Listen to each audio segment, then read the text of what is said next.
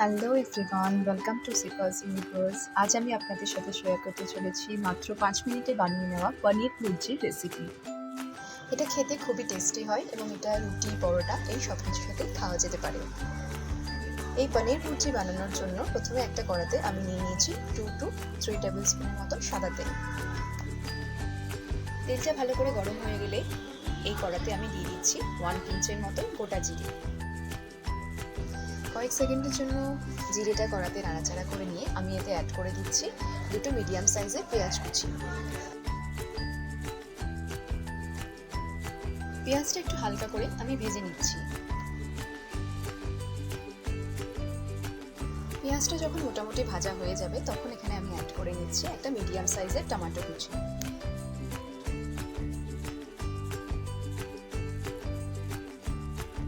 Tomato আর পেঁয়াজটা কিছুক্ষণের জন্য কড়াতে আমি লো ফ্লেমে নাড়াচাড়া করে নেব। নাড়তে নাড়তে টমেটোটা যখন একটু নরম হয়ে যাবে তখন আমি এখানে অ্যাড করে নিচ্ছি স্বাদ অনুযায়ী নুন আর কিছু গুঁড়ো মশলা। দিয়ে দিচ্ছি 1/4 টেবিল স্পুন জিরে গুঁড়ো, 1/2 টেবিল স্পুন লঙ্কার গুঁড়ো আর 1/4 টেবিল স্পুন গরম মশলা গুঁড়ো। এই সমস্ত মশলাগুলো দেওয়ার পর আমি লো ফ্লেমে কিছুক্ষণের জন্য কষিয়ে নেব। আমি এই রান্নাটায় আদা রসুনের ব্যবহার করি। আপনারা যদি মনে করেন আদা রসুন বাটা বা ক্রাশ করা আদা রসুন ব্যবহার করতে পারেন। দিয়ে দিচ্ছি 3টের মতন কাঁচা লঙ্কা কুচি। নেক্সট এখানে আমি অ্যাড করে নিচ্ছি 250 গ্রামের মতন পনির। পনিরটাকে আমি হাত দিয়ে ভালো করে ক্রাশ করে নিয়েছি। পনিরটা দেওয়ার পর লো টু মিডিয়াম ফ্লেমে কড়াতে আমি পনিরটাকে নাড়াচাড়া করে নেব।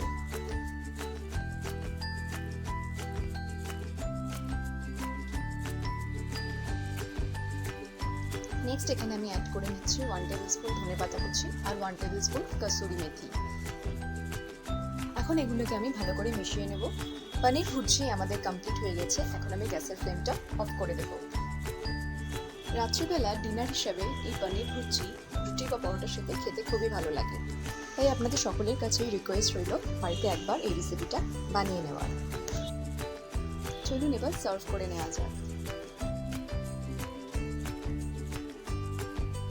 বন্ধুরা, আজকের মতো এখানে শেষ করছি। দেখা হবে অন্য আরেকদিন অন্য আরেক রেসিপি নিয়ে। ভিডিওটা যদি তোমাদের ভালো লেগে থাকে তাহলে প্লিজ একটা লাইক, শেয়ার অ্যান্ড সাবস্ক্রাইব করে দিও। And don't forget to spread love and happiness. Thank you.